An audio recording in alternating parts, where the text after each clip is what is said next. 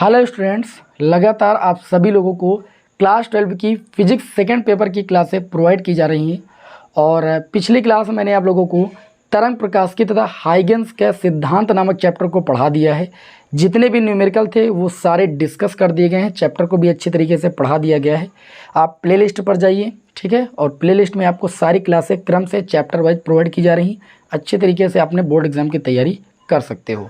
आज हम बिना समय को लॉस किए हुए उसी क्रम में आगे बढ़ते हैं और अगला चैप्टर अपना देखते हैं, चैप्टर नंबर 19, जिसका नाम है व्यतिकरण, इंटरफियरेंस। ठीक है, आप सभी लोगों ने अपने दैनिक जीवन में बहुत सारी घटनाएं देखी होंगी। जैसे मैं आप लोगों को व्यतिकरण की घटना पर आधारित 2 घटनाएं बता रहा हूँ। पहली घटना, आप सभी लोगों ने जल की सतह पर जब कोई तेल की बूंद जो है देखी होगी, तो आपने देखा होगा वो तेल की बूंद सूर्य के प्रकाश में रंगीन दिखाई देती है। जल की सतह पर फैली हुई तेल की बूंद सूर्य के प्रकाश में रंगीन दिखाई देती है। क्या कारण है? प्रकाश का व्यतिकरण। आपने देखा होगा जब आपने कपड़े धुला होगा तो साबुन के बुलबुले सूर्य के प्रकाश में रंगीन दिखाई देते हैं। क्या कारण है? प्रकाश का व्यतिकरण। प्रकाश के व्यतिकरण के कारण ये घटनाएं घटित होती हैं। ठीक है, आखिर क्या है प्रकाश का व्यतिकरण? बहुत ही अच्छी तरीके से इस चैप्टर को हम पढ़ाने वाले हैं। यहाँ पर पहले ये जानेंगे कि व्यतिकरण होता क्या है, इसकी परिभाषा को जानेंगे। ठीक है, 2 प्रकार का व्यतिकरण होता है, एक समपोषी व्यतिकरण और एक विनाशी व्यतिकरण। ठीक है, और यहाँ पर व्यतिकरण जानेंगे, समपोषी व्यतिकरण, विनाशी व्यतिकरण। इसके बाद हम ये जानेंगे परिणामी तीव्रता का व्यंजक। ठीक है, परिणामी तीव्रता का व्यंजक निकालने वाले हैं। समपोषी व्यतिकरण के लिए भी निकालेंगे और विनाशी व्यतिकरण के लिए भी निकालेंगे। ठीक है, तो सभी लोग धैर्य बनाकर क्लास को अंत तक कीजिएगा, एक भी पॉइंट मिस नहीं होना चाहिए। तो सबसे पहले आप हेडिंग लगा लोगे व्यतिकरण। ठीक है, तो व्यतिकरण को बहुत ध्यान से समझिएगा। व्यतिकरण की परिभाषा कुछ इस प्रकार है, जब किसी माध्यम में समान आवृत्ति की तथा समान आयाम वाली, आप कह सकते हो समान आवृत्ति की, आप कह सकते हो समान आवृत्ति की 2 तरंगें एक ही दिशा में संचरित की जाती हैं। जब किसी माध्यम में, जैसे ये देखिए, मान लीजिए आपके सामने प्रकाश तरंगें मैं बना रहा हूँ, प्रकाश तरंगें 2 प्रकाश तरंगें बना रहा हूँ। प्रकाश तरंगें ऐसे ही तो चलती हैं। ठीक है, बहुत ध्यान से समझिएगा। इसको क्या कहते हैं? इस भाग को हम स्रंग बोलते हैं और नीचे वाले भाग को हम क्या बोलते हैं? गर्त। दूसरी वाली जो तरंग है इसको भी मैंने प्रदर्शित कर लिया, स्रंग और गर्त।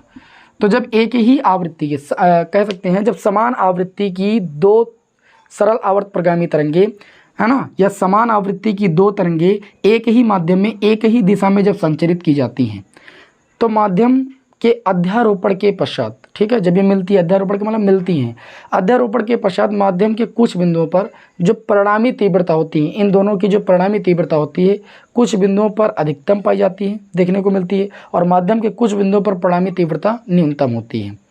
इस घटना को हम क्या कहते हैं? प्रकाश का व्यतिकरण। एक बार और ध्यान से सुनिएगा, जब किसी माध्यम में समान आवृत्ति की 2 तरंगे एक ही दिशा में संचरित की जाती हैं, तो माध्यम में अध्यारोपण के पश्चात कुछ बिंदुओं पर परिणामी तीव्रता अधिकतम होती है और कुछ बिंदुओं पर परिणामी तीव्रता न्यूनतम होती है। इस घटना को हम प्रकाश का व्यतिकरण कहते हैं। माध्यम के जिन बिंदुओं पर परिणामी तीव्रता अधिकतम होती है उन बिंदुओं पर हुए व्यतिकरण को हम समपोषी व्यतिकरण कहते हैं, जबकि माध्यम के जिन बिंदुओं पर परिणामी तीव्रता न्यूनतम होती है उन बिंदुओं पर हुए व्यतिकरण को हम विनाशी व्यतिकरण कहते हैं।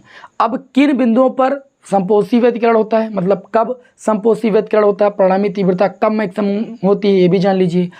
देखिए, जब 2 तरंगे हम संचरित करते हैं, तो जब एक तरंग का स्रंग, ध्यान दीजिएगा, एक तरंग का स्रंग दूसरी तरंग के स्रंग से मिलता है, या एक तरंग का गर्त दूसरी तरंग के गर्त से मिलता है, तो वहाँ पर जो व्यतिकरण होता है वो समपोषी व्यतिकरण होता है, क्योंकि इस स्थिति में जो परिणामी तीव्रता होती है वो अधिकतम होती है। और आपने अभी सुना कि समपोषी व्यतिकरण में क्या होता है? परिणामी तीव्रता माध्यम के जिन बिंदुओं पर अधिकतम होती है वहाँ पर कौन सा व्यतिकरण होता है? समपोषी व्यतिकरण होता है। लेकिन अब विनाशी व्यतिकरण कब होता है? जब ये 2 तरंगे एक ही आवृत्ति के एक ही माध्यम में संचरित की जाती हैं, तो माध्यम के कुछ बिंदुओं पर परिणामी तीव्रता न्यूनतम होती है। तीव्रता न्यूनतम कब होती है? जब एक तरंग का स्रंग दूसरी तरंग के गर्त से मिले या दूसरी तरंग का स्रंग पहली तरंग के गर्त से मिलता है, तो उस स्थिति में जो परिणामी तीव्रता होती है वह न्यूनतम होती है। ठीक है, और उन बिंदुओं पर जो व्यतिकरण होता है उसे हम विनाशी व्यतिकरण के नाम से जानते हैं। अब ओवरऑल एक बार और सुन लीजिए, आपको लिखना क्या है? आपको लिखना है कि जब किसी माध्यम में समान आवृत्ति की 2 तरंगे एक ही दिशा में संचरित की जाती हैं, तो माध्यम के अध्यारोपण के पश्चात कुछ बिंदुओं पर परिणामी तीव्रता क्या होती है, अधिकतम होती है, और कुछ बिंदुओं पर परिणामी तीव्रता क्या होती है, न्यूनतम होती है। इस घटना को हम प्रकाश का व्यतिकरण कहते हैं। माध्यम के जिन बिंदुओं पर परिणामी तीव्रता अधिकतम होती है उन बिंदुओं पर हुए व्यतिकरण को हम संपोषी व्यतिकरण के नाम से जानते हैं, और माध्यम के जिन बिंदुओं पर परिणामी तीव्रता न्यूनतम होती है उन बिंदुओं पर हुए व्यतिकरण को हम विनाशी व्यतिकरण के नाम से जानते हैं। ठीक है। अब कब संपोषी होता है, जब एक तरंग का स्रंग दूसरी तरंग के स्रंग से मिलता है, या एक तरंग का गर्त दूसरी तरंग के गर्त से मिलता है। विनाशी कब होता है, जब एक तरंग का स्रंग और दूसरी तरंग का गर्त आपस में मिलता है तो परिणामी तीव्रता न्यूनतम पाई जाती है, और इस स्थिति में हुआ व्यतिकरण क्या कहलाता है भाई, विनाशी व्यतिकरण कहलाता है। अब उम्मीद है कि व्यतिकरण की परिभाषा आप समझ गए होंगे। अब यहाँ पर हम क्या सीखेंगे, अगली हेडिंग डालेंगे परिणामी तीव्रता का व्यंजक। ये जो दोनों तरंगें संचरित की गई हैं इन तरंगों के परिणामी तीव्रता का व्यंजक। तो अगली हेडिंग लगा लीजिए परिणामी तीव्रता का व्यंजक। थोड़ा दूर से लगाते हैं क्योंकि ये डेरिवेशन है, काफ़ी बड़ा है, और जब तक आप इसे समझोगे नहीं आप इसको कर नहीं पाओगे। ठीक है। परिणामी तीव्रता का व्यंजक, परिणामी तीव्रता का व्यंजक। बहुत धैर्य बनाकर पढ़िएगा, है ना, क्योंकि कैलकुलेशन है, अगर आप बायो लिए हैं तो थोड़ा बहुत ही धैर्य बनाना आपको, क्योंकि यहाँ पर गणित का पूरा भाग है, गणित का ही पूरा कार्य है। गणित जो विद्यार्थी पढ़ रहे हैं उनके लिए तो बहुत आसान हो जाएगा। परिणामी तीव्रता का व्यंजक, इसके लिए क्या करते हैं, मानते हैं कि हमारे पास दो सरल आवर्त प्रगामी तरंगे हैं। ठीक है। लिखेंगे माना दो सरल आवर्त प्रगामी तरंगे। एक चैप्टर था कक्षा 11 में प्रगामी तरंगे, वहाँ पर सरल आवर्त प्रगामी तरंग का जो विस्थापन समीकरण था y बराबर था a sin ओमेगा टी। ठीक है। यहाँ पर जो a होता है ये विस्थापन होता है तरंग का, a क्या होता है, आयाम होता है, ओमेगा क्या होता है, ओमेगा का मान 2πn होता है, जहाँ पर n तरंग की आवृत्ति होती है। n क्या होती है, तरंग की आवृत्ति होती है। तो सरल आवर्त प्रगामी तरंग का ये क्या होता था, विस्थापन समीकरण होता था।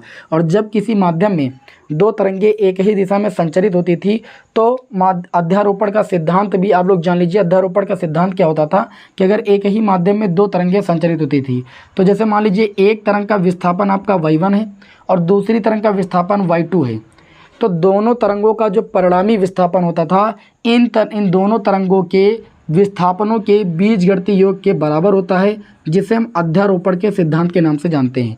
अध्यारोपण का सिद्धांत जान लीजिए तब इसे जानिएगा। ठीक है। बीच में बताने लगा हूँ, समझना बहुत जरूरी है क्योंकि यहाँ पर अध्यारोपण का सिद्धांत काम आएगा। ठीक है। और समीकरण तो जान ही चुके, y बराबर a sin ओमेगा टी, सरल आवर्त प्रगामी तरंग की। ठीक है। तो यहाँ पर जो y1 y2 हैं ये दो तरंगों के क्या है, विस्थापन है। तो दोनों तरंगों के विस्थापनों का जो बीजगणितीय योग होता है वो परिणामी तरंग के विस्थापन के बराबर होता है, जिसे हम अध्यारोपण के सिद्धांत के नाम से जानते हैं। ये भी कक्षा 11 में पहले एक चैप्टर था तो उसमें ये सब था, इसको समझिएगा। अब यहाँ पर हम मान लेते हैं कि माध्यम में हमारे पास दो सरल आवर्त प्रगामी तरंगे हैं। माना दो सरल आवर्त प्रगामी तरंगे एक ही दिशा में संचरित हो रही हैं। ठीक है। एक ही दिशा में संचरित हो रही हैं। थोड़ी सी हिंदी लिखना, ज़्यादा नहीं लिखना है। संचरित हो रही हैं जिनके आयाम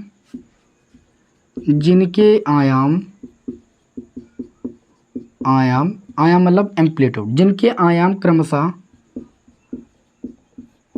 a1 व a2 हैं, जिनके आयाम क्रमशः a1 व a2 हैं तथा कलांतर कितना है, कलांतर मान लेते हैं फाई है।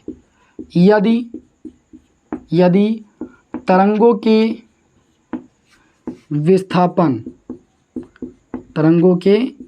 विस्थापन क्रमशः y1 व क्या हो भाई, y2 हूँ, तो अगर तरंगों के विस्थापन क्रमशः y1 व y2 हूँ तो पहली तरंग का समीकरण क्या हो जाएगा, तो y1 का मान अभी मैंने बताया कि सरल आवर्त प्रगामी तरंग की जो समीकरण होती है वो y बराबर होती है आपकी a sin ओमेगा टी। होती है कि नहीं होती है। अगर कलांतर फाई है तो दूसरी तरंग का समीकरण हो जाएगा a sin ओमेगा टी और प्लस का फाई कलांतर है आपका। अब ध्यान दीजिएगा, आपने पहली तरंग का जो विस्थापन माना वो y1 माना है, तो ये हो जाएगा y1 बराबर पहली तरंग का आयाम आपने कितना माना a1, तो ये a1 हो जाएगा और ये आपका हो जाएगा साइन ओमेगा टी। ओमेगा दोनों में समान रहेगा क्योंकि आपने समान आवृत्ति के दो तरंगे एक ही माध्यम में संचरित की हैं। तो ओमेगा बराबर क्या होता है, अभी हमने बताया कि ओमेगा बराबर होता है 2πn, जहाँ n क्या है आवृत्ति। तो जब समान आवृत्ति है तो ओमेगा का मान क्या होगा भाई, बराबर होगा। तो पहली तरंग का समीकरण कितना हो जाएगा a1 साइन ओमेगा टी, ठीक है। तथा दूसरी तरंग का समीकरण कितना हो जाएगा, आप y2 से इसे प्रदर्शित करोगे क्योंकि दूसरी तरंग का जो विस्थापन आपने माना है वो y2 माना है, ठीक है। तो y2 बराबर दूसरी तरंग का आयाम a2 माना है और ये हो जाएगा साइन ओमेगा टी, कलांतर फाई, इसलिए कलांतर फाई लिख देंगे यहाँ पर।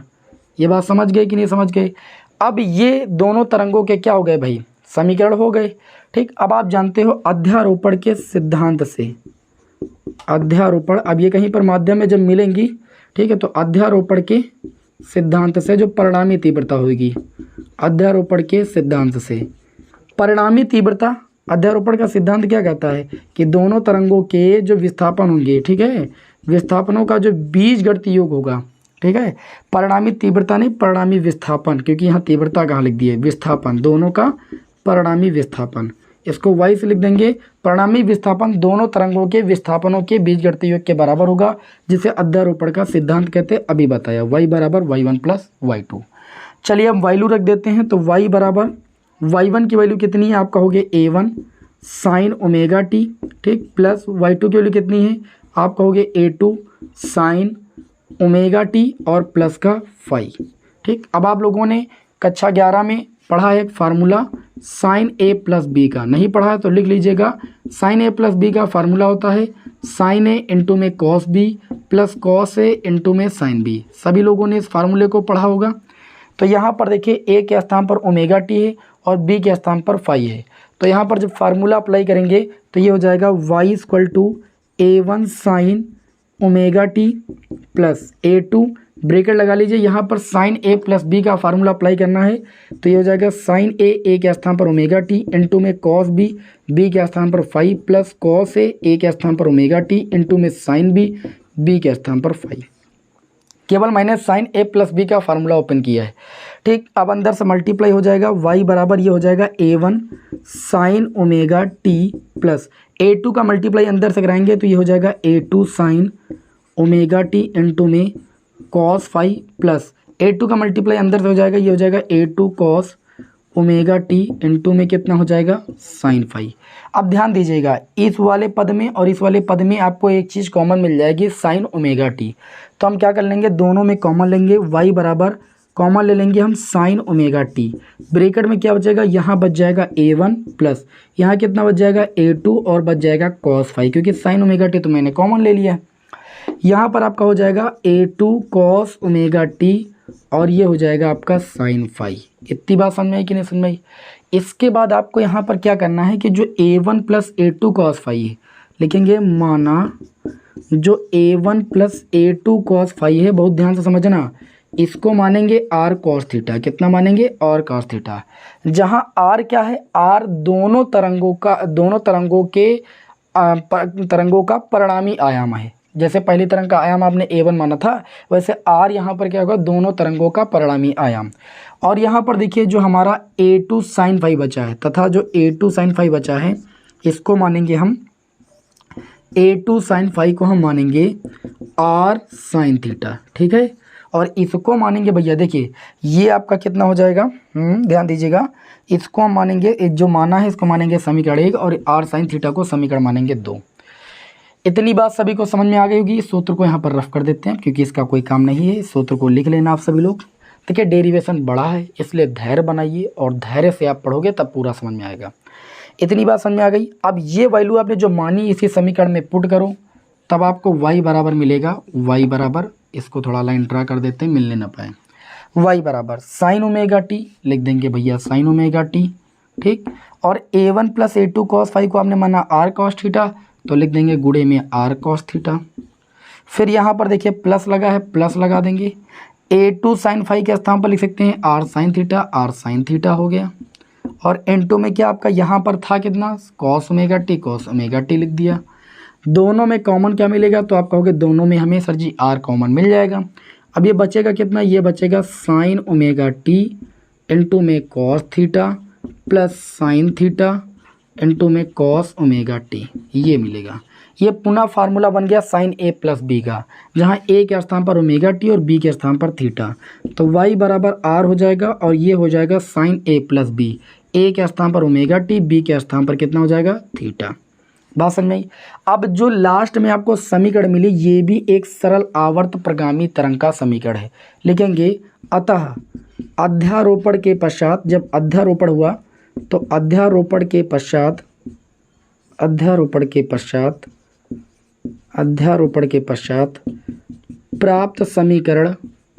प्राप्त समीकरण एक सरल आवर्त प्रगामी तरंग का समीकरण है। सरल आवर्त प्रगामी तरंग का क्या है भाई, समीकरण है। ठीक, अध्यारोपण के पश्चात जो विस्थापन समीकरण मिला वो भी एक सरल आवर्त प्रगामी तरंग का क्या है भाई, समीकरण है। अब यहाँ पर आपको बहुत ही धैर्य से समझना है। ये समीकरण एक, ये समीकरण दो हो गई। अब जो मैंने समीकरण एक में माना है a1 plus a2 cos phi बराबर और कॉस थीटा, इसको वर्ग करेंगे, और समीकरण जो दो है a2 साइन फाई बराबर और साइन थीटा, इसका वर्ग करेंगे और दोनों को वर्ग करके जोड़ देंगे। गणित वाले विद्यार्थी जानते हैं क्यों वर्ग करके जोड़ेंगे। समीकरण एक का वर्ग प्लस समीकरण दो का वर्ग करके जोड़ देंगे। जोड़ने से क्या होगा, अभी हमें एक समीकरण मिल जाएगी sign square theta plus cos square theta, जिसकी वैल्यू 1 हो जाएगी। ठीक है, देखिएगा यहाँ पर, और थीटा हट जाएगा, थीटा नहीं अतांक था यहाँ पर। तो देखिए LHS में आपका a1 plus a2 cos phi है, तो हम क्या कर देंगे a1 plus a2 cos phi, इसका हम स्क्वायर कर देंगे और जोड़ देंगे, प्लस लगाएंगे। यहाँ पर समीकरण दो में LHS में कितना है, तो आप कहोगे a2 साइन फाई, तो यहाँ पर लिखेंगे a2 साइन फाई और इसका भी वर्ग कर देंगे। दोनों को जोड़ दिया, LHS को LHS से वर्ग करके जोड़ेंगे, RHS को RHS से वर्ग करके जोड़ेंगे। RHS में कितना है, तो आप कहोगे r cos थीटा, तो r cos थीटा का वर्ग करके जोड़ देंगे, और कितना है r sin थीटा, तो r sin थीटा का वर्ग करके भाई जोड़ देंगे। सिंपल है, सब समझ में आ रहा है भाई। ठीक है, यहाँ पर देखिए a1 plus a2 cos phi का होल स्क्वायर करेंगे, तो a प्लस बी का होल स्क्वायर हो जाएगा, तो ये हो जाएगा a1 square plus B square यानी a2 square cos square phi plus 2ab 2a1 a2 कितना हो जाएगा, कॉस फाई हो जाएगा। हो जाएगा कि नहीं हो जाएगा। फिर a2 साइन फाई का स्क्वायर करोगे तो कितना हो जाएगा, a2 स्क्वायर और ये हो जाएगा साइन स्क्वायर फाई। अगर आपको थोड़ा छोटा दिखाई दे रहा तो स्क्रीन को रोटेट कर लीजिए, वीडियो की क्वालिटी बढ़ा लीजिए, हर एक चीज़ आपको दिखाई पड़ेगा। बराबर आर कॉस थीटा का square R square cos square theta हो जाएगा, आर साइन थीटा का स्क्वायर करेंगे, आर स्क्वायर कितना हो जाएगा, साइन स्क्वायर थीटा। बताइए इतनी बात समझ में आई। आगे एक स्टेप और बढ़ा देते हैं, ध्यान दीजिएगा। यहाँ पर थीटा नहीं बल्कि फाई है, LHS में फाई चल रहा है, ठीक, उधर थीटा चल रहा है। अब क्या करेंगे हम, यहाँ पर हो जाएगा a1 square plus a2 square cos square phi और a2 square sine square phi में हम a2 स्क्वायर कॉमन ले लेंगे। तो जब a2 स्क्वायर कॉमन लेंगे तो बचेगा कॉस स्क्वायर फाई और प्लस बचेगा साइन स्क्वायर फाई और हो जाएगा 2a1 a2 cos phi. Clear. इधर आप आर स्क्वायर कॉमन ले सकते हो तो बचेगा कॉस स्क्वायर थीटा प्लस कितना बचेगा, साइन स्क्वायर थीटा। सर्व समीकरण की वैल्यू सभी विद्यार्थियों को पता होगी कि cos square phi plus sine square phi की वैल्यू 1 होती है, cos square theta plus sine square theta की वैल्यू भैया 1 होती है। ठीक है ना। चलिए अब इधर थोड़ा सॉल्व कर देते हैं, बहुत ध्यान से देखिएगा, जहाँ तक हो पाएगा वहाँ तक यहाँ सॉल्व करेंगे, बाकी फिर रफ करके तो भाई करना ही पड़ेगा, क्यों। तो यहाँ पर देखिए कितना हो जाएगा, a1 स्क्वायर प्लस यहाँ पर देखिए आपका कितना हो जाएगा, a2 स्क्वायर, यहाँ पर a2 नहीं लिखा, a2 square cos square phi plus sine square phi की वैल्यू कितनी हो जाएगी, 1 हो जाएगी, छोड़ देंगे, प्लस ये आपका हो जाएगा 2a1 a2 कॉस फाई। उधर कितना बचा, उधर आपका बराबर में आर स्क्वायर बचेगा, क्योंकि cos square theta plus sine square theta की वैल्यू कितनी हो जाएगी, तो आपका हो गया 1 हो जाएगी भाई। अब यहाँ से इस तरीके से हमें आर स्क्वायर बराबर मिल गया a1 square plus a2 square plus 2a1 a2 cos phi. आप कह सकते हो कि इस समीकरण में जो r है वो दोनों तरंगों के परिणामी आयाम है। r क्या है, दोनों तरंगों का परिणामी आयाम। a1 क्या है, पहली तरंग का आयाम, a2 क्या है, दूसरी तरंग का आयाम, फाई क्या है, दोनों तरंगों का कलांतर। तो जब आपसे न्यूमेरिकल में प्रश्न पूछा जाए कि अगर पहली तरंग का आयाम, दूसरी तरंग का आयाम और कलांतर दिया जाए और कहा जाए परिणामी आयाम क्या होगा दोनों तरंगों का, तो आप इस सूत्र को अप्लाई कर दीजिएगा। ठीक है, इसको आप मान सकते हो समीकरण 3। इस समीकरण को कुछ ऐसे भी लिखा जा सकता है, या आर बराबर, स्क्वायर को उधर भेजेंगे तो ये अंडर रूट लग जाएगा और ये हो जाएगा a1 square plus a2 square plus 2a1 a2 cos phi. ऐसे भी सूत्र को लिखा जा सकता है। अब आपको पता होना चाहिए कि जो हमारी तीव्रता होती है वो आयाम के वर्ग के बराबर होती है। तो लिखेंगे, परंतु हम जानते हैं, क्या जानते हैं कि जो तीव्रता होती है, तरंग की तीव्रता जिसको हम आई से लिखते हैं, ठीक, वो क्या होती है, आयाम। आयाम को किससे लिखते हैं, तो आप कहोगे आयाम को हम ए से लिखते हैं। आयाम के वर्ग के अनुक्रमानुपाती होती है। तीव्रता क्या होती है, आयाम के वर्ग के अनुक्रमानुपाती होती है। आयाम के वर्ग के अनुक्रमानुपाती होती है भाई, ठीक है। अर्थात हमारे कहने का मतलब ये है, अर्थात देखिए यहाँ पर कोई चीज़ हम छोड़ नहीं रहे हैं, कॉपी पर अच्छे से आप नोट्स बना सकते हो। नहीं पीडीएफ तो मैं आपको दे ही देता हूँ Telegram channel Balaji study motion पर। तो तीव्रता अगर आयाम के वर्ग के अनुक्रमानुपाती, तो इसका कहने का मतलब जो आई है वो अनुक्रमानुपाती है आयाम के वर्ग के। अच्छा, अनुक्रमानुपाती चिन्ह हटाते तो एक नियतांक आ जाता है के, तो इसको लिख सकते हैं या आई बराबर के इंटू में ए स्क्वायर, के इंटू में आयाम का स्क्वायर। अब यहाँ पर क्या करेंगे हम, इसी जो ये आयाम वाला समीकरण है इसको हम तीव्रता के पदों में व्यक्त करेंगे। तो तीव्रता होती है के इंटू में आयाम स्क्वायर। तो चलिए उस समीकरण को हम बदलते हैं। इसको भैया थोड़ा रफ करना पड़ेगा, स्क्रीनशॉट लेना ले लो। बहुत सारे विद्यार्थी कमेंट करने लगते हैं कि सर आप स्क्रीनशॉट नहीं लेने देते हो, तो स्क्रीनशॉट ले सकते हो, ठीक है ना। चलिए भाई सर रफ करें, इधर थोड़ा सा हमें रफ करना पड़ेगा, नहीं तो आएगा नहीं भाई, ठीक है ना। इधर रफ कर दें, चलिए भाई इसको रफ कर देते हैं। अब देखिएगा, अब 9, आप ध्यान से देखिएगा, आर बराबर यहाँ पर समीकरण 3 से 9, समीकरण किससे भाई, 3 से। समीकरण 3 में है आर स्क्वायर, है ना। समीकरण 3 को हम क्या कर देते हैं, के से मल्टीप्लाई कर देते हैं। समीकरण 3 गुणे के, क्यों, क्योंकि आई में के इंटू आयाम का स्क्वायर है, और समीकरण 3 में ये परिणामी आयाम है, ये पहली तरंग का आयाम, ये दूसरी तरंग का आयाम। तो अगर के गुणा हो जाए तो इंटेंसिटी में आराम से बदल जाएगा। तो समीकरण 3 को के से गुणा करेंगे तो के इंटू आर स्क्वायर हो जाएगा, इधर के इंटू ए1 स्क्वायर हो जाएगा, के इंटू ए2 स्क्वायर हो जाएगा, प्लस 2 के इंटू में ए1 ए2 और कितना हो जाएगा कॉस फाई। बताइए हो जाएगा कि नहीं। इस पद में भी के से, इस पद में भी और इस पद में, तीनों में के से मल्टीप्लाई कर दिया। अब हम जानते हैं कि के इंटू में आयाम का वर्ग क्या हो जाएगा, तीव्रता।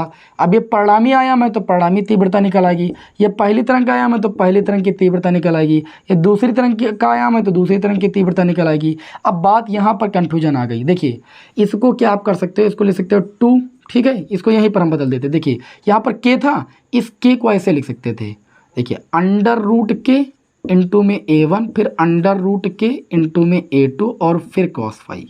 देखो अंडर रूट के का मल्टीप्लाई के ही तो होगा। अब आपने पढ़ा है, क्या पढ़ा है, आपने ये पढ़ा है कि जो आई है वो के इंटू में ए स्क्वायर के बराबर है। अगर दोनों पक्षों का हम वर्ग ले लें, वर्गमूल ले लें, तो यहाँ अंडर रूट लगेगा, यहाँ पर अंडर रूट लगेगा। तो आई तो अंडर रूट से बाहर निकलेगा नहीं, लेकिन के भी अंडर रूट से बाहर नहीं निकलेगा, लेकिन ए स्क्वायर बाहर निकल आएगा अंडर रूट से, क्योंकि वो वर्ग है। तो हम कह सकते हैं कि अंडर रूट के इंटू में आयाम का जो गुणनफल होगा वो तीव्रता के वर्गमूल के बराबर होगा कि नहीं। तो यहाँ पर देखो अंडर रूट के और आयाम, पहली तरंग के आयाम का गुणनफल कितना हो जाएगा, अंडर रूट आई1 के बराबर, यानी पहली तरंग की तीव्रता। और यहाँ पर देखिए अंडर रूट के इंटू ए2, तो ये हो जाएगा दूसरी तरंग की तीव्रता का अंडर रूट, है ना। और इंटू में कितना हो जाएगा भैया कॉस फाई। तो यहाँ पर आपके पास एक व्यंजक निकल के आया आई के पदों में, जिसे हम दोनों तरंगों की परिणामी तीव्रता का व्यंजक कहते हैं।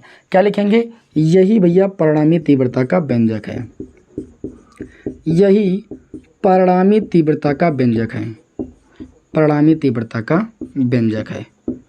और उम्मीद है कि आपको बेहतरीन तरीके से समझ में आया होगा। ये भैया परिणामी तीव्रता का व्यंजक है। अब मामला यहीं पर नहीं समाप्त होता, अभी आपको कहीं पर नहीं जाना है, ये परिणामी तीव्रता का व्यंजक है। अब आप देख पा रहे हो कि जो ये परिणामी तीव्रता आई है वो किस पर निर्भर कर रही है, कॉस फाई पर। अगर कॉस फाई का मान 0 हो गया तो ये पूरा 0 हो जाएगा। अगर कॉस फाई का मान 1 हुआ मैक्सिमम वैल्यू, तो आपकी ये वैल्यू मैक्सिमम मिलेगी। तो परिणामी तीव्रता मैक्सिमम कब होती है, जब व्यतिकरण हमारा संपोषी होता है। समझ पा रहे हो ना, संपोषी व्यतिकरण का मतलब अधिकतम तीव्रता के लिए। तो यहाँ पर लिखेंगे, चूँकि तीव्रता जो है वो फाई पर कलांतर पर निर्भर कर रही है। तो यहाँ पर हेडिंग डालेंगे समपोषी व्यतिकरण। क्या हेडिंग डालेंगे? समपोषी व्यतिकरण के लिए परिणामी तीव्रता का व्यंजक।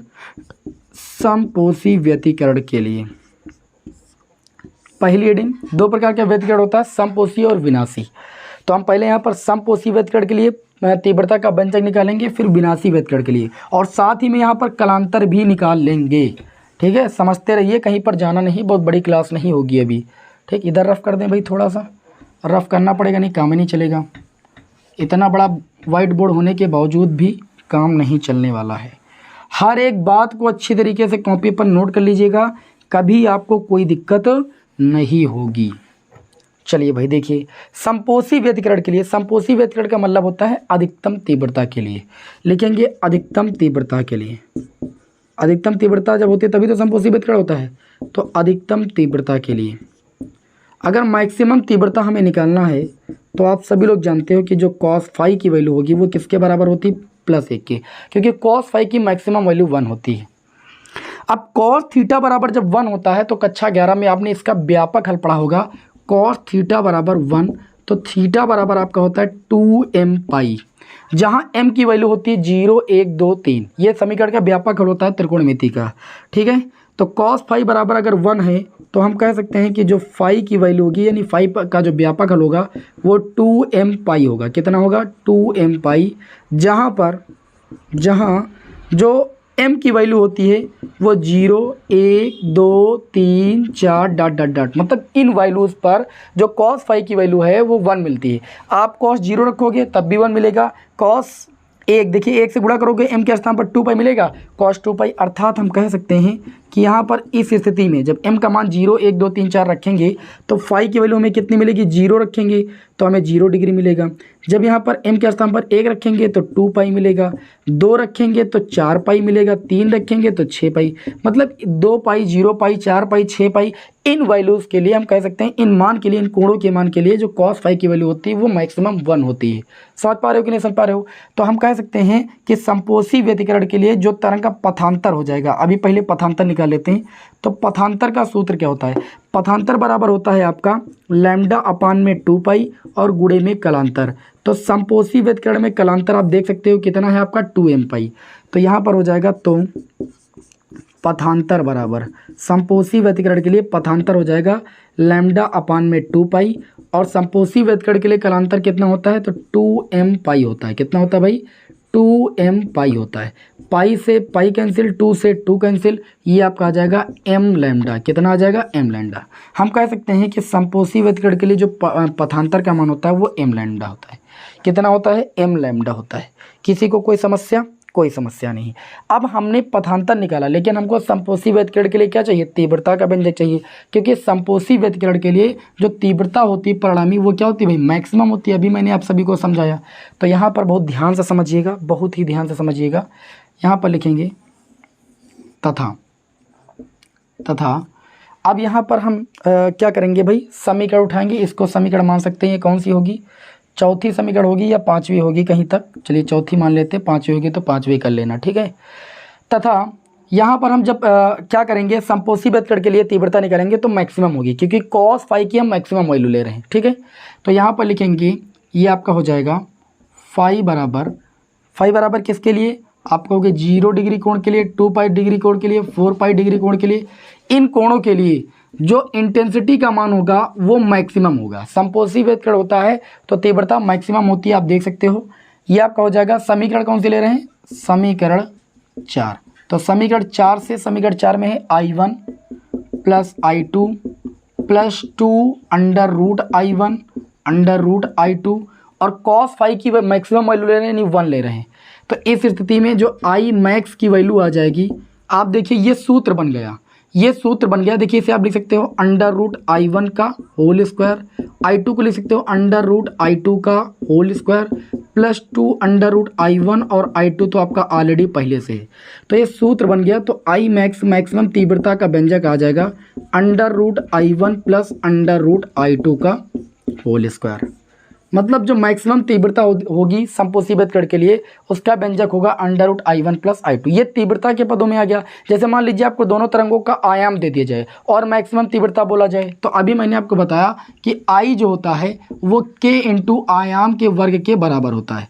तो यहाँ पर I मैक्स बराबर, ठीक है, या करके आप लिख सकते हो। ये तीव्रता के पदों में मैक्सिमम तीव्रता का व्यंजक है, आयाम के पदों में क्या हो जाएगा बराबर √I1 के स्थान पर लिख सकते हो K × में पहली तरंग की तीव्रता, तो पहली तरंग का आयाम A1² और I2 के स्थान पर लिख सकते हो K × में A2²। बताइए लिख सकते हो कि नहीं? कहोगे जी बिल्कुल लिख सकते हैं। तो ये हो जाएगा I मैक्स बराबर, देखिए अंडर रूट के दोनों में कॉमन मिल जाएगा, यहाँ पर होल स्क्वायर लगा दीजिएगा। अंडर रूट के आप दोनों से कॉमन ले लोगे, ठीक है, ये आपका हो जाएगा A1² प्लस ये आपका हो जाएगा A2²।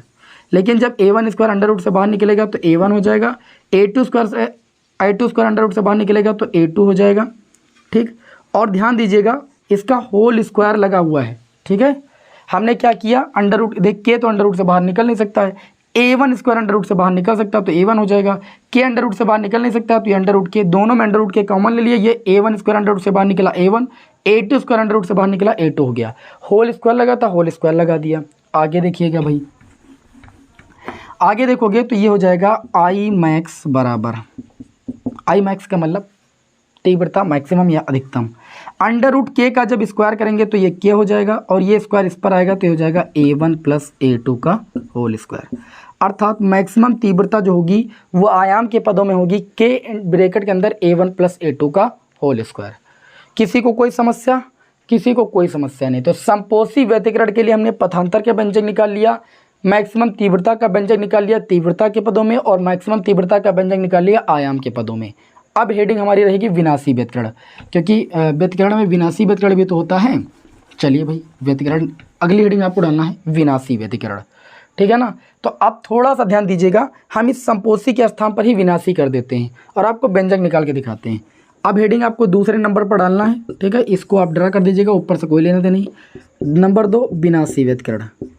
विनाशी व्यतिकरण के लिए सभी को पता है कि अधिकतम तीव्रता नहीं होती, विनाशी व्यतिकरण में तीव्रता क्या होती है, न्यूनतम तीव्रता होती है। तो हम लिखेंगे न्यूनतम तीव्रता के लिए, न्यूनतम तीव्रता के लिए cos फाई की वैल्यू आपकी कितनी होती है, न्यूनतम मान कितना होता है -1 होता है, जीरो नहीं बोलोगे, जीरो से कम वैल्यू -1 होती है। तो cos फाई बराबर जब -1 होगा तो फाई का जो व्यापक मान होगा यानी थीटा का जो व्यापक मान होता है वो होता है 2m-1 और n2 में कितना होता है, n2 में आपका पाई होता है। ये गणित में है कक्षा 11 की व्यापक मान त्रिकोणमिति में।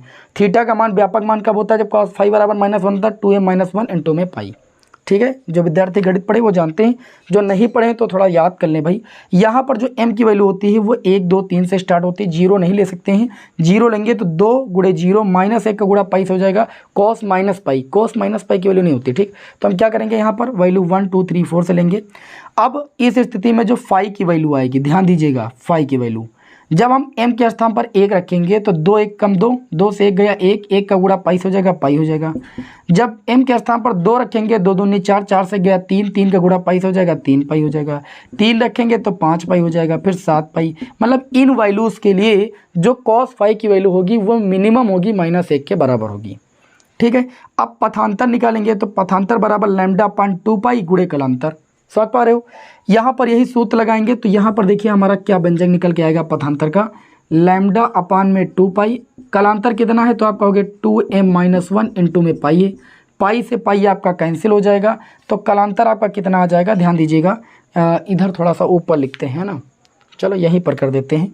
पथांतर बराबर आ जाएगा λ/2 और ये हो जाएगा 2m-1, ये आपका भैया पथांतर आ जाएगा। समझ पाए सभी लोग, पथांतर कितना आ जाएगा, ये आपका पथांतर आ जाएगा। आगे बात करें, अब हमने फाई बराबर पाई, 3 पाई, 5 पाई, 7 पाई के लिए बताया है कि cos फाई की वैल्यू मिनिमम आएगी, ठीक। तो यहाँ पर फाई बराबर हम कितना लिखेंगे, ये हटा देंगे और यहाँ पर लिखेंगे फाई की वैल्यू कितने के लिए, पाई के लिए -1 होती है, फिर 3 पाई के लिए -1, फिर 5 पाई के लिए -1 और 7 पाई, इस तरीके की इस तरह की वैल्यू के लिए cos फाई की वैल्यू मिनिमम होती है। फिर हम समीकरण 4 उठाएंगे पुनः, ठीक है, और समीकरण 4 में अब मैक्सिमम तीव्रता ना होकर के तीव्रता कितनी होगी, मिनिमम होगी, न्यूनतम तीव्रता होगी।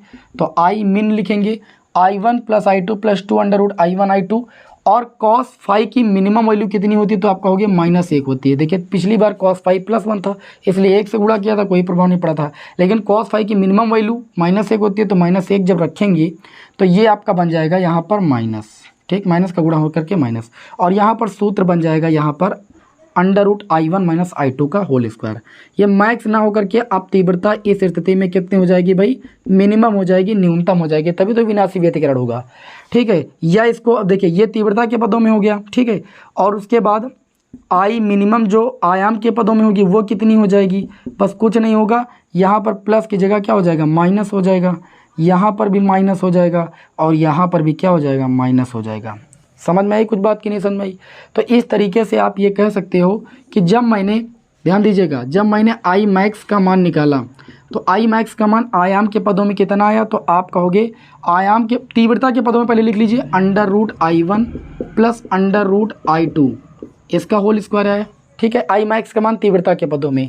या इसी को मैंने लिखा आई मैक्सिमम आयाम के पदों में जब लाया तो ये आया KA1 + A2 का होल स्क्वायर। ये आया था कि नहीं आया था? इसको कोई समीकरण मान लीजिए, अगर ये 5 बन रही तो इसको 5 मान लीजिए, ठीक। ये आई मैक्स हमने अभी निकाला था। आई मिनिमम जब निकाला तो आई मिनिमम यानी न्यूनतम तीव्रता का मान आया √I1 - √I2 का होल स्क्वायर। आया कि नहीं है बताया तीव्रता के पदों में। इसी सूत्र को यह करके आयाम के पदों में लिखा, आई मिनिमम बराबर, तो आपने लिखा KA1 - A2 का होल स्क्वायर। इसको हम मान लेते हैं समीकरण 6। अब आपसे क्वेश्चन एग्जाम में पूछा जाता है कि मैक्सिमम तीव्रता और मिनिमम तीव्रता का रेशियो क्या होगा। तीव्रता देंगे तब क्या होगा, आयाम देंगे तब क्या होगा, ठीक है। इधर रफ कर दें भाई, तो आप कहोगे जी बिल्कुल रफ कर दीजिए, परिणामी तीव्रता का व्यंजक अब जा चुका है यहाँ पर, ध्यान दीजिएगा। हम क्या करेंगे, यहाँ पर लिखेंगे समीकरण को, किस समीकरण को, समीकरण 5 को समीकरण 6 से भाग दे देंगे तो हमें मैक्सिमम और मिनिमम तीव्रता का अनुपात पता चल जाएगा, तीव्रता के पदों में और आयाम के पदों में। तो आई मैक्स की वैल्यू कितनी है तीव्रता के पदों में, आप कहोगे आई मैक्स की वैल्यू है √I1 + √I2 का होल स्क्वायर। तो जब दोनों तीव्रताएं अलग अलग तरंगों की दी जाएं और आपसे कहा जाए कि आई मैक्सिमम और आई मिनिमम यानी महत्तम और निम्नतम न्यूनतम तीव्रताओं का रेशियो क्या होगा जब अलग अलग तीव्रताओं की इंटेंसिटी दी जाए, तो आई मिनिमम की वैल्यू कितनी है, तो आप कहोगे √I1 - √I2 का होल स्क्वायर। तो जब मैक्सिमम और मिनिमम तीव्रताओं का रेशियो पूछा जाए और अलग अलग तीव्रताएं दी जाए आपको, ठीक है, दोनों तरंगों की, तो आपको ये वाला सूत्र लगाना है। लेकिन इसी सूत्र को आयाम के पदों में भी व्यक्त किया जा सकता है, या इसको ऐसे लिखा जा सकता है आई मैक्स बटे आई मिन बराबर, आई मैक्स की वैल्यू आयाम के पदों में कितनी आई है, तो आप कहोगे KA1 + A2 का क्या भाई होल स्क्वायर बटे में आई मिनिमम की वैल्यू कितनी है, KA1 - A2 का होल स्क्वायर। K से K आपका कैंसिल हो जाएगा, ठीक है। तो यहाँ से आपका आ जाएगा आई मैक्स बटे में आई मिन बराबर A1 + A2 का होल स्क्वायर बटे में A1 - A2 का होल स्क्वायर। तो आयाम के पदों में जब आपको दोनों तरंगों का आयाम दे दिया जाए, पहली तरंग का आयाम दूसरी तरंग का आयाम, और आपसे कहा जाए तब दोनों तरंगों की परिणामी तीव्रता, अधिकतम परिणामी तीव्रता और न्यूनतम परिणामी तीव्रता का रेशियो निकालिए, तब आप ये वाला सूत्र लगाओगे। और जब दोनों तरंगों की अलग अलग तीव्रता दी जाए I1 I2 का मान, और तब पूछा जाए दोनों तरंगों की अधिकतम तीव्रता और न्यूनतम तीव्रता का अनुपात निकालिए, तो आप ये वाला सूत्र लगाओगे। समझ पाए कि नहीं समझ पाए? मैंने सारी बातें आपको क्लियर कर दी हैं कि व्यतिकरण होता क्या है। संपोषी व्यतिकरण में अधिकतम तीव्रता होती है, उसके लिए cos फाई की वैल्यू कितने लेते हैं, और विनाशी व्यतिकरण के लिए न्यूनतम तीव्रता के लिए हम cos फाई की वैल्यू कितनी लेते हैं, क्यों लेते हैं, सब एक चीज़ को मैंने अच्छी तरीके से डिस्कस कर दिया है। अब उम्मीद है कि किसी को कोई समस्या नहीं होगी, लेकिन फिर भी अगर कोई समस्या आ रही तो वीडियो को भैया रिवर्स कर लो ना, वो तो आपका अपना है। रिवर्स करके मुझे घुमा घुमा करके देखो कि मैंने क्या बात आपको बताई है, आपको कोई दिक्कत नहीं होगी। और उम्मीद है कि आप सभी लोगों को ये लेक्चर पसंद आया होगा। आप हमारे टेलीग्राम चैनल से नहीं जुड़े तो Telegram channel Balaji study motion को ज्वाइन कर लीजिए। वहाँ पर आपको इस क्लास की PDF भी, मतलब जो नोट्स है वो आपको इस चैप्टर का प्रोवाइड कर दिया जाएगा, ठीक है। उम्मीद करता हूं कि आप सभी लोग इस वीडियो को ज़्यादा से ज़्यादा दोस्तों में शेयर करोगे। मिलते हैं आपको नेक्स्ट वीडियो में। Best of luck. जय हिंद, वंदे मातरम।